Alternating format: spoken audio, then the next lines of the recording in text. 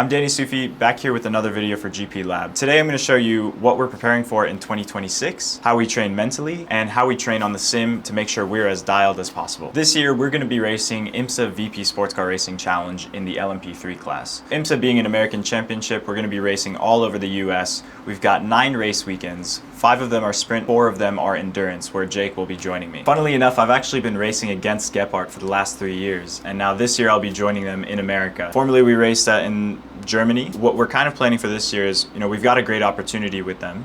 It'll be great for Jake to finally step into LMP3 and get him dialed as we prepare for racing in Europe in 2027. One thing specifically about this program is that it's going to be a new chassis for me. For the last 2.5 years, I've been running a Ligier LMP3 car, and this year we're going to be running the Duqueine. The 2 major differences between the Ligier and the Duqueine is, for one thing, the steering is completely different. One is electric power steering, the other is hydraulic. The feel that you actually get from one car is quite different, especially with muscle memory and also the steering ratio. It's going to be a little bit of an adjustment period. The second thing is the brakes are quite different. I'd say the Ligier is more like a Formula car brake, very aggressive, stiff, versus the Duqueine is quite soft and it's a little bit more forgiving. Since we only have the Ligier on iRacing, it's quite hard to train specifically for the Duqueine, but I will say that there's a little bit of the feel involved when you actually get into the car, where you don't want to preemptively start thinking about so many things. It's more about being natural, kind of feeling what the car wants and needs, and just being adaptable to that. So today we're going to show you how we use the sim to prepare for the season.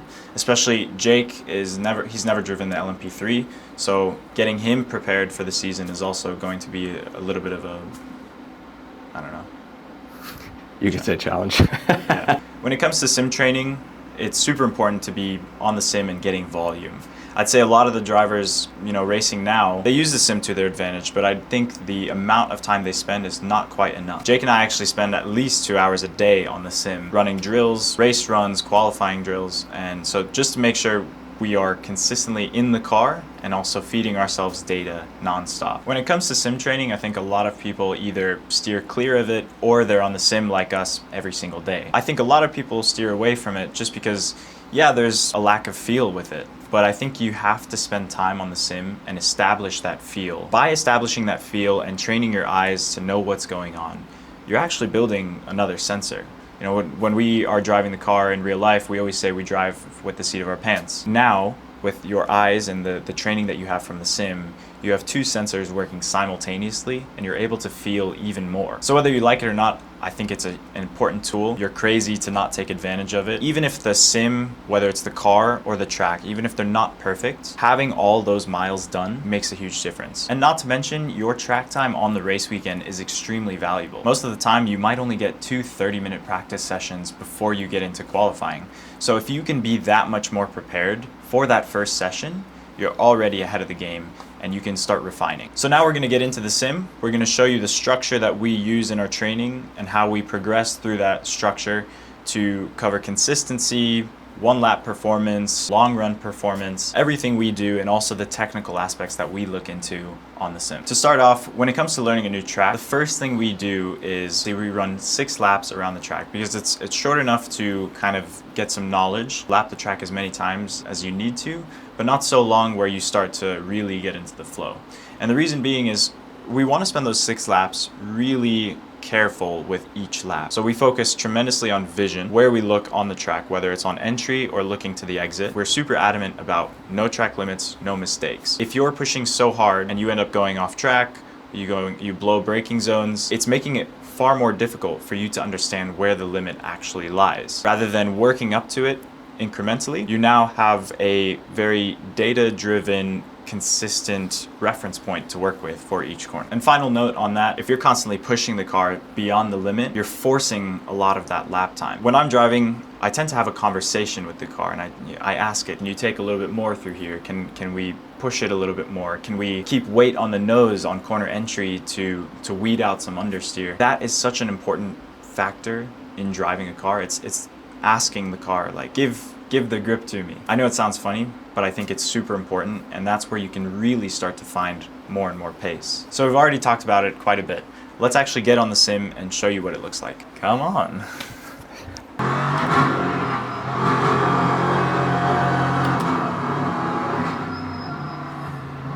So even on the sim, it's important to treat this like a real session. So on this outlap, I'm doing my typical tire warming procedure as I would in real life.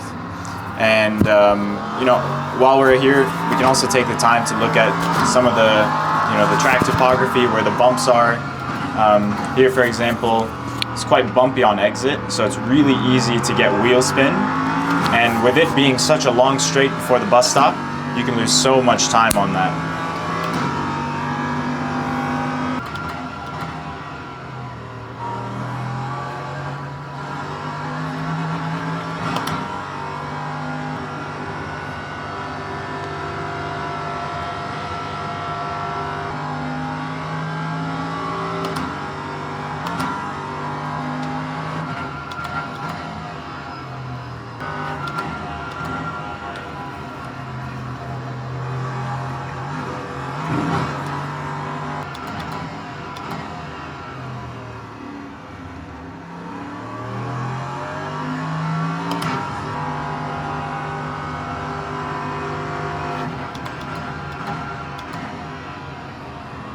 Well, it was a pretty good run. We did 6 laps. It was pretty consistent, so I'm quite happy with that. Right around the 44.6, 44.7s. Not like a quality lap pace, but it was a good consistency pace. We're just gonna go review. We're gonna go score that up, see what we can improve on. Maybe look at some data as well, and then we'll keep going after that. So we built our own app to log our sessions. So right now I'm going to log my laps, and then I'll go ahead and score it up. It's against a specific target time. So it's against kind of like the slowest lap that I've done on a 6-lap run. The quickest, slowest actually. It's kind of weird to explain, but if you use it, you'll figure it out. So now I'm just going through. If it's green, it was quicker. If it's purple, it was like a new PB. That was a new PB for me. So my consistency was pretty good, all within like 2-ish tenths. Now we'll go score it up. My focus and intensity was quite good. It was like a 9. I wouldn't say it was at a 10. Vision to precise apex was pretty good. Vision to exit was like an 8. Breakpoint, I was pretty happy with. It was on par. So these are all on a 5-point scale, hence them being perfect. And so progressive 1 steer is your smooth and precise turning. So no hesitancy or no sawing at the wheel. Minimum speed position was also pretty good. Was erring on the side of late sometimes, but also sometimes early. But we're talking like meters. So I'm pretty happy with that. Throttle application, also pretty good. Peak performance state, I'd say it was, kind of maybe at a 5, 4-ish. Felt like I, could have been a little bit more intense with it, but I'm okay with that. Noting is taking a mental snapshot on the exit of each corner and making a note of what went well and what didn't. 5 would be like, you took a snapshot on the exit of every single corner. 10 would be you implemented a change in every single corner. So I would say, it was pretty good. I didn't have too many changes to make, call it a 7. What I'd like to repeat was consistency. Vision was pretty good. I'd like to be more in intensity. And what's preventing me from being more consistent, I would say a bit of chasing. Chasing is one of those things like when you're very outcome oriented, when you're chasing a very specific lap time, you end up overdriving. Conscious thought enters your brain, so it becomes more forced and less natural. So it's kind of steering you away from your flow state and that peak performance. Now you might say these are all very subjective. How do you know how to score them? Well, I think it's important to understand each and every one of those things. It's up to you to go into the session afterwards, even if you need to review the onboard and assess whether you're braking too late, your min speeds are too late or too early, if you were over driving or under driving. That's all up to you. But it's important that you go back, you review, and you're very accurate and honest with yourself about how it went. The way I score up, and I don't necessarily do it in the exact same way in real life, but there is a lot of similarity and especially when I'm on track. That's part of one of the most important things with noting is that ability to self-coach. So throughout the session, I'm always, thinking about what went well, what did I do differently, how did it feel, and you start to get even more granular in real life because you start to play more with brake pressure and trailing, and it's also far more consequential in real life, so you really have to be diligent, careful, but precise. Now I'm going to pull up the data in Motec. We have the MU exporter integration, so you can actually take the data from iRacing and import it into Motec. As we look at the bus stop through here, I probably ended up gaining a bit of time. not only did I brake later, but I also broke softer, so I carried more speed in, and you can see that on that entry phase through here. Because I felt so slow on my quali lap, I actually put a bit of early throttle and then had to lift, which delayed me to getting to full throttle by about, I don't know, 20 meters or something. So that, especially on a track where you have such a long straight, is huge. I would say like the total loss through there was almost a tenth. Those are the little things you have to pay attention to, and especially how you're interacting with the car. Like if you feel too early on the brakes, you'll end up releasing brake pressure and then putting more again. Or if you did overslow, you'll end up giving throttle and then having to lift again, and then you go. It should be a very straightforward, smooth brake trace and throttle application. All those little differences, those are little things that could be robbing you of time. I don't like to work very technically because I think it creates more conscious thought. Anytime you're thinking very specifically about what you're doing, I feel like it drives you away from flow state, and it also actually drives you away from lap time. What I like to do is, a lot of the time there's a very basic technical aspect that will sort out all of those things. Coming through the bus stop there, probably being more accurate with my vision and where I'm looking at what time will kind of weed out that inconsistency, and it will help me, figure out the entry, but also when to pick up throttle. I think that's the most important thing. For me, it always resorts back to vision. I think that's the thing I can always, I'll be working on for the rest of my life, because it's one of those things that's just very difficult to perfect. I would say going into the next session, I'm just going to be more accurate with vision. I'm not going to necessarily be super granular with my inputs or braking or throttle application. All of it's pretty safe. That's the big ticket item there. So we've already done quite a few consistency runs. I'm quite happy with that. I feel quite confident with what I'm doing on track.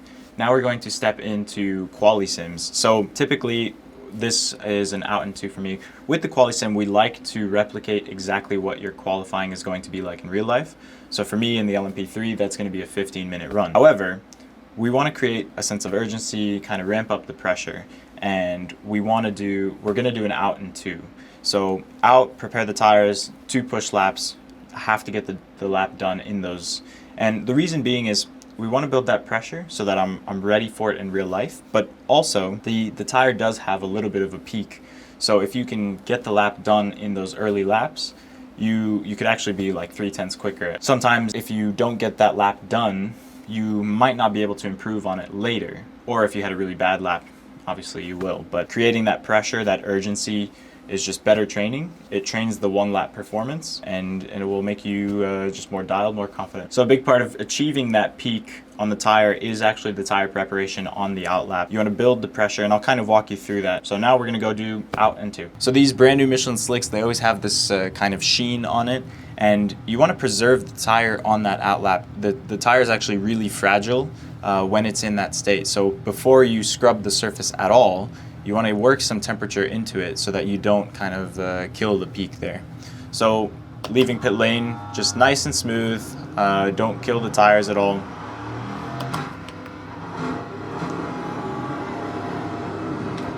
And I'm already working the brakes quite a bit while the load's quite low.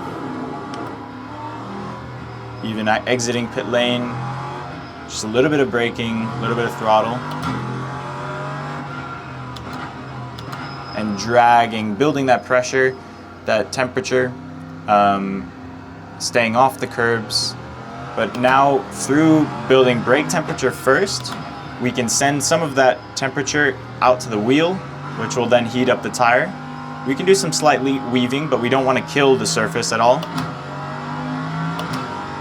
And as the tire comes in, you can just slowly put more and more brake pressure to build more temperature.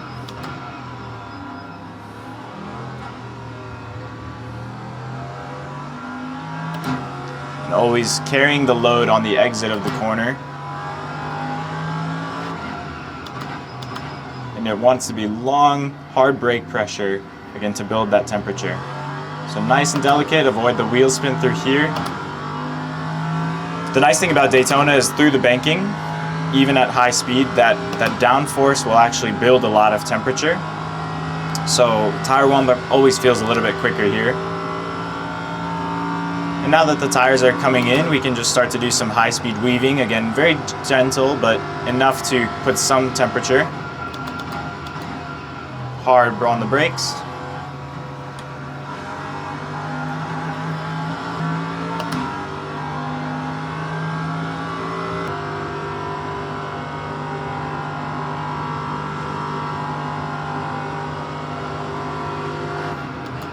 It was a pretty good qualifying run. It was on par with actually another qualifying run that I did. One thing I felt in turn one, I was always losing about a tenth and a half. I think there's some room for me to improve there. I think a 44.3 is possible. It's just you really got to put it together. The rest of the track I was pretty consistent on. That was just my biggest loss. Can work on that. I think a lot of it was also there's a bit of conscious thought going into that corner and how I'm going to do it, because I know I could gain there. It's, yeah, I mean, it was not too bad. I'm quite happy with it. We'll just keep doing some morning qualifying drills to further improve. So now with the qualifying run done, we're gonna step into a race run. With the race runs, we're training long run performance, consistency, managing pressure. Especially with the way we do race runs, we can really ramp up the pressure. For this, I'm going to set the reference for the race run as my quali lap, because I know I can improve on that. I should be able to do those laps. It's going to be super challenging, but this is again how we can build that pressure. And it translates to real life really well, because a lot of the time, if you know that someone's either getting away from you or someone's gaining from behind, that is pressure into your head. And the same is true when you're managing lap times. So even though we're not racing anyone on track, we're up against the best version of ourselves every single lap. And we know, okay, if we lose the 10th, now we're falling even further behind. So it's a good way to prepare ourselves for those race runs. I know it's helped me become very mentally resilient in my races. Even when I was leading and we didn't have the pace for it, I managed just enough to stay in first. So we'll go do that, and then we'll review afterwards. So race run is done. It was a pretty good session. I was a little bit slower than the reference. That was quite an ambitious reference time to work with, but I think I can do it. I was consistently losing anywhere from a tenth to 2 tenths per lap. I was quite happy with the fact that I stayed true to myself and knowing what I can do on track, keeping that pace consistent, not over pushing and trying to compensate. As soon as you try to do that, you end up losing more and more time. So it's better to kind of stay in the window. Eventually you'll find the pace. So if you look here, you know, that first lap was pretty good. It was only a tenth off, but then started to lose a bit, making a couple mistakes here and there. I was losing like 2 tenths against the reference here as well. I got back up to the reference there. I believe it was 144.549, so really only half a tenth off here. It slowly started to wane off, and that last lap, granted we're starting to get into low fuel, but I think I finally put the lap together, so it was pretty good there. Big thing to just keep in mind with training moving forward is that is really high pressure, and if we can train to where every single lap is a quali lap whilst managing the tire, not being too abusive to it, this is where you can really gain a competitive edge on people. I'm quite happy with how training has gone. I feel quite confident on track and knowing what to do. Many drivers fall into the trap of chasing perfection, and I think with racing you're always striving for perfection, but you're not always going to find it. And I think that's the beauty of motorsport, is you're always chasing something and you can always improve on something. Most important thing, just, you know, focus on those baby steps, focus on driving to your ability, not over pushing, because by driving within your level, you might actually end up finding pace rather than over pushing, having a few setbacks, mentally destroying yourself after a few mistakes.